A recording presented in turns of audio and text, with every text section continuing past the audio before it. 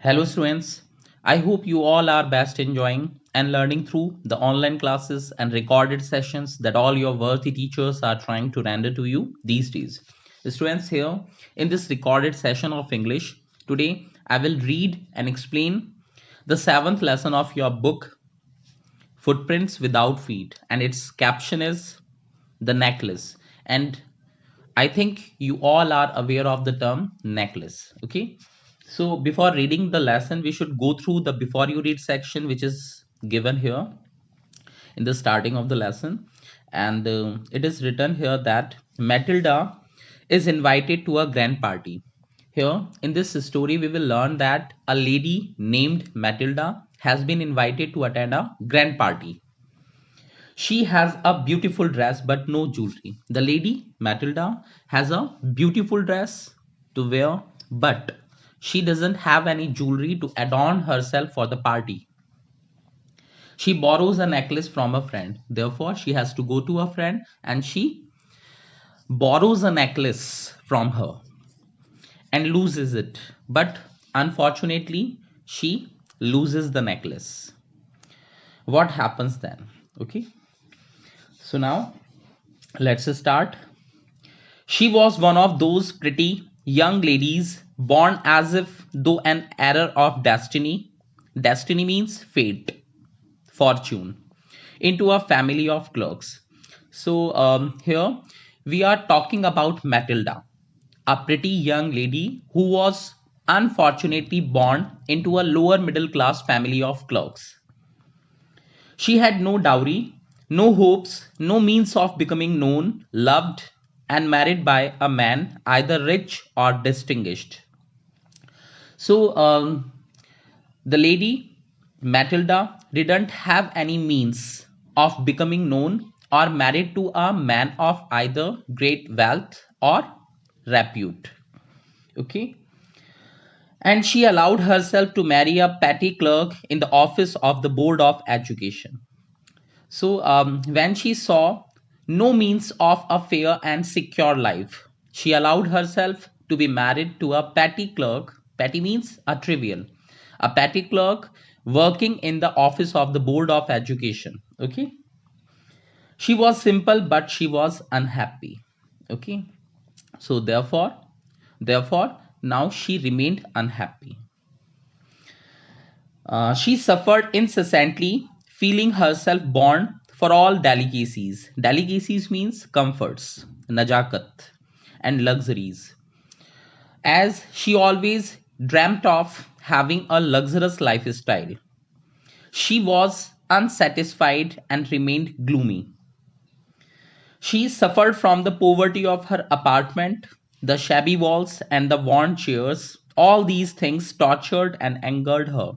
So, as I have told you that as Matilda always dreamt of having a luxurious lifestyle, she was unsatisfied and remained gloomy. Gloomy means sad. She didn't like the apartment with its walls and with its shabby walls and badly worn out furniture. All such things used to torture and anger her a lot. When she seated herself for dinner opposite her husband, who uncovered the tureen. Tureen is a kind of china pot. With a delighted air, air means expression, and delighted means happy, glad. Saying, "Oh, the good pot pie." So, whenever she was sitting in front of her husband at the dining table, her husband, who was a simple man with simple needs, became happy at the sight of even a cheap kind of food stuff, that is pot pie. He uncovered the lid of the tureen, which is a kind of china pot, with great happiness and said, "Wow, pot pie! I know nothing better than it." She would think of elegant dinners. Elegant means wonderful. Dinners of shining silver. Um, Shining silver. She thought of the exquisite food served in marvelous dishes. She had neither frocks nor jewels, nothing, and she loved only those things. So, but at that time, when she was sitting in front of her husband, At that time, she was thinking of wonderful, delicious dishes being served in silver or some other attractive utensils.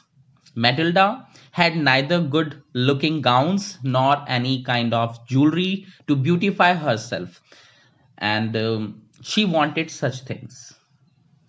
She always had a great desire to possess these things.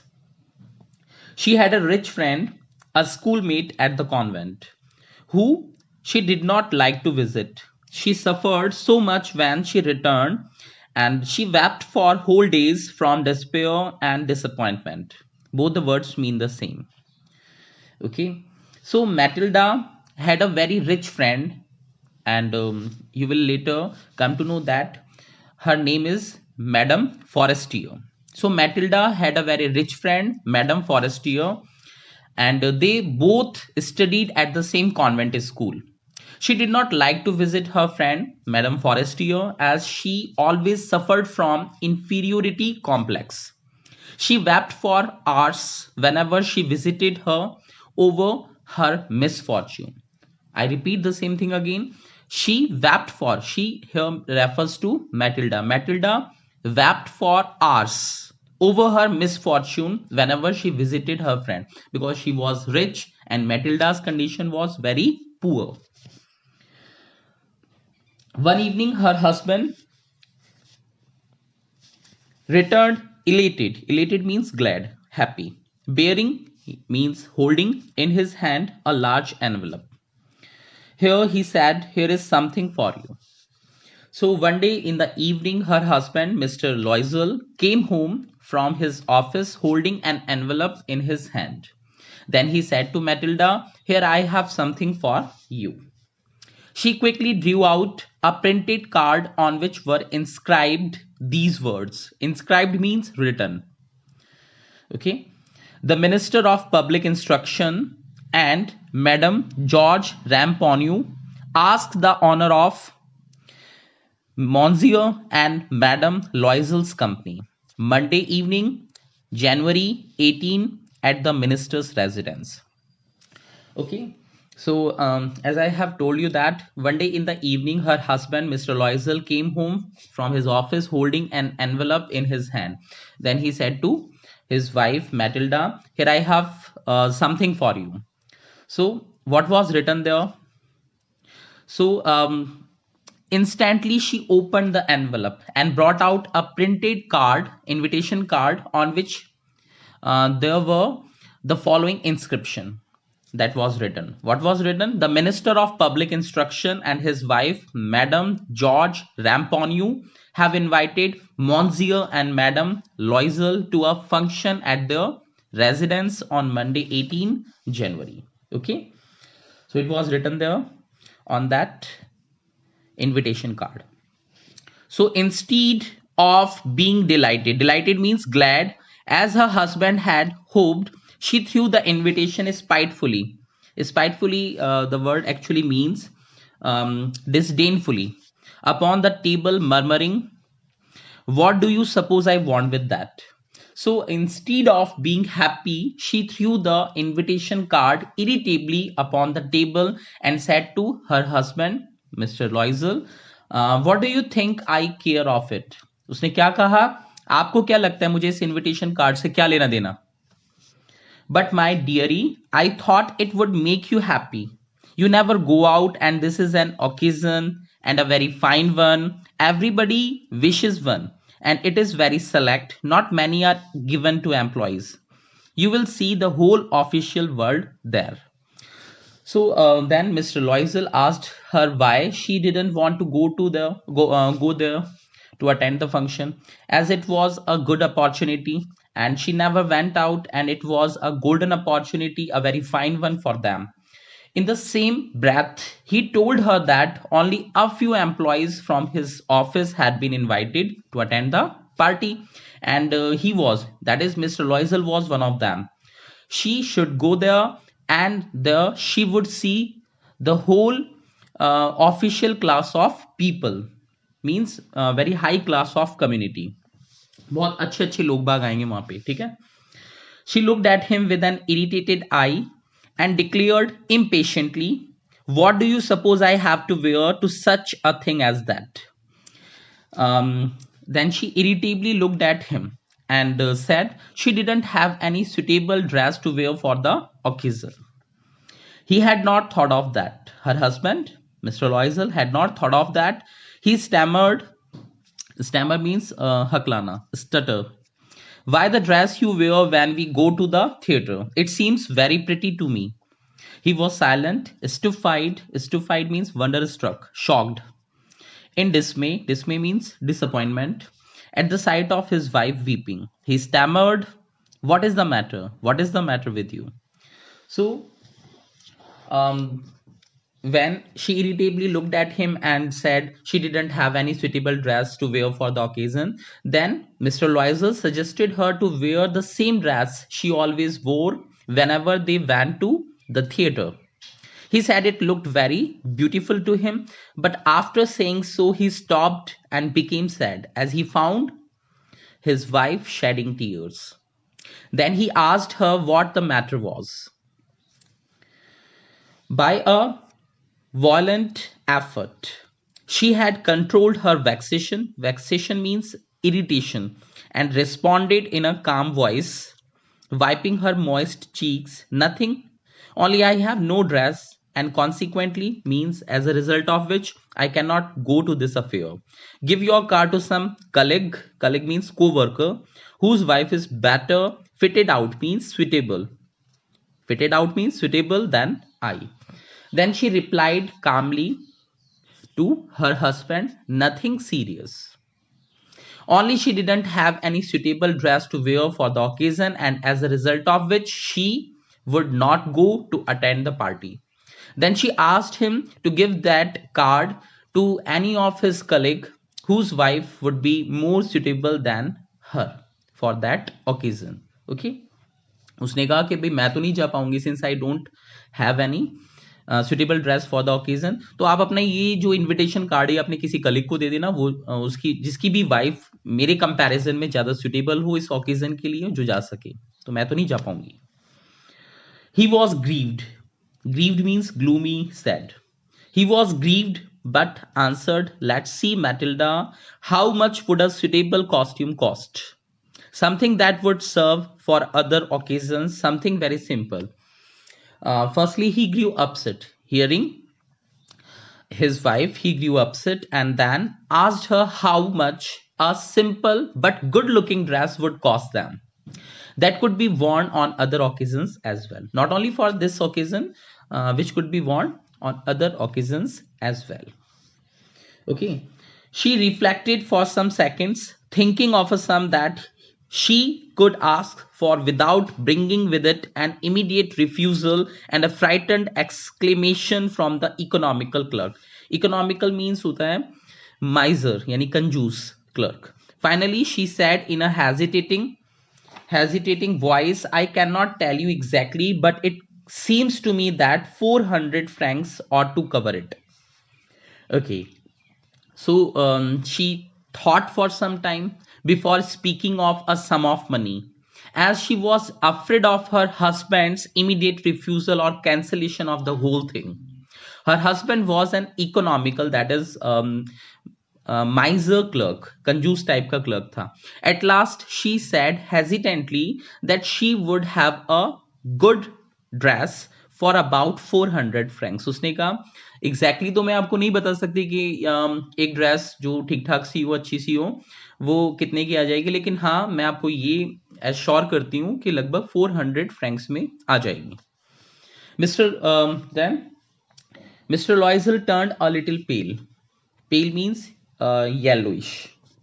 For he had saved just this sum to buy a gun that he might be able to join some hunting parties the next summer with some friends who went to shoot larks. Larks, kind of bird, or on Sunday. Nevertheless, he answered, "Very well, I will give you 400 francs, but try to have a pretty dress." Mr. Loisel was first shocked, hearing the amount, as it was the same amount he had saved to buy a gun. as he had a great desire to go with his friends for hunting larks. I have told you that larks, a kind of bird, in the next summer, but he was ready to sacrifice his own wish for fulfilling the wish of his wife. Okay. As the day of that function was fast approaching, Madame Loisel remained sad and greatly disturbed. One day, Monsieur Loisel asked her why she was so gloomy and acting strangely. Okay. And she responded, I am vexed. Vexed means irritated. Not to have a jewel, nothing to adorn myself with. Adorn means beautify. I shall have such a poverty stricken look. I would prefer not to go to this party. To this query of her husband, Madame Loisel replied that as she didn't have any jewelry to beautify herself with, she would suffer from inferiority complex there among the rich ladies in that party. Therefore, she wouldn't go to this party. Okay. He replied, you can wear some natural flowers. In this season, they look very cheap. The word cheek means very arresting, very appealing. So, Monsieur Loisel suggested her to wear some natural flowers as they always looked very appealing, very arresting. But she was not convinced. No, she replied, there is nothing more humiliating than to have a shabby air. Shabby means ugly, air means look, in the midst of rich women. But Madame Loisel was not satisfied with this suggestion of her husband and said that it would be very insulting and awkward in the middle of rich women who would surely look and laugh at her. Okay. Then her husband cried out, how stupid we are! Go and find your friend Madame Forestier and ask her to lend you her jewels. Then um, Monsieur Loisel suggested her to go to her rich friend, Madame Forestier, and ask her for some jewelry. Then she uttered a cry of joy. It is true, she said, I had not thought of that. Okay. So, hearing this suggestion of her husband, Madame Loisel became happy and she found the idea to be very good. Okay. She uttered a cry of joy hearing this suggestion of her husband and she found the idea to be very good. The next day, she took herself to her friend's house and related her story of distress. Madame Forestier went to her closet, took out a large jewel case, brought it, opened it, and said, choose, my dear. So, the very next day, Madame Loisel, that is Matilda, went to Madame Forestier's house and narrated her the whole story of her distress. Madame Forestier, who was in fact a very good lady, immediately went to her closet, brought out a box of jewelry, and put it before Madame Loisel. And then she said to her, choose, my dear, choose yourself. She saw at first some bracelets, then a collar of pearls, then a Venetian cross of gold and jewels of admirable workmanship. She tried the jewels before the glass, hesitated, but could neither decide to take them nor leave them. Then she asked, have you nothing more? Then Madame Loisel tried some of the jewelry items in front of the glass, such as some bracelets, a collar of pearls, a golden cross, and some other items as well, which all were the specimen of beautiful workmanship. But still, she couldn't decide. Then, hesitatingly, she asked Madame Forestier whether she had some more jewelry items. Why, yes, look for yourself. I do not know what will please you. To this query of Matilda, Madame Forestier said, yes, I have, but you have to choose yourself. She said so because she didn't have any idea about her taste. Okay. Suddenly, she discovered in a black satin box a superb necklace of diamonds. Her hands trembled as she took it out. She placed it about her throat against her dress and was ecstatic, means extremely elated, extremely happy. Then she asked in a hesitating voice full of anxiety, "Could you lend me this? Only this." So then, then suddenly, Madame Loisel found a very beautiful necklace of diamonds in a black satin box. And because of the grandeur of that precious necklace, Matilda's hands were trembling. Then, hesitatingly, she asked Madame Forestier to lend her only that necklace to wear for the party. Why, yes, certainly. So, to this query, Madame Forestier replied in affirmation. That is, she allowed her to take that jewelry. Okay.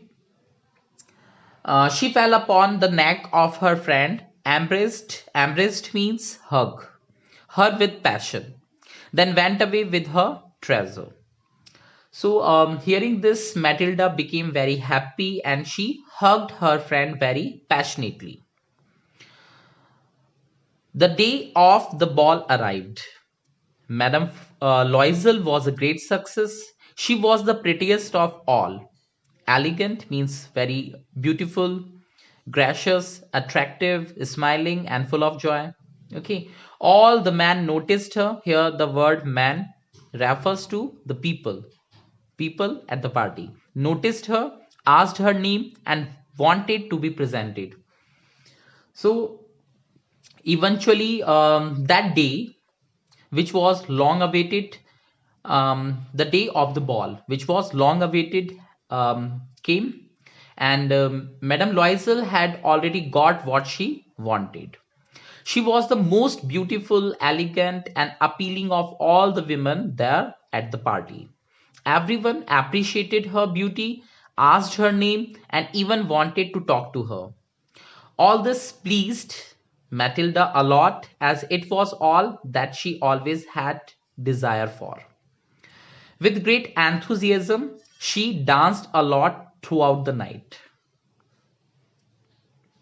She danced with enthusiasm, intoxicated with pleasure, thinking of nothing but all this admiration. This victory is so complete and sweet to her heart. So, the same thing that I have already told you, that she was really very happy hearing all this admiration and being the center of attention.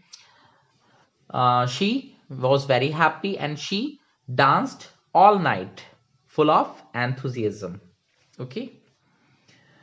She went home towards 4 o'clock in the morning. Her husband had been half asleep in one of the little salons since midnight with three other gentlemen whose wives were enjoying themselves very much.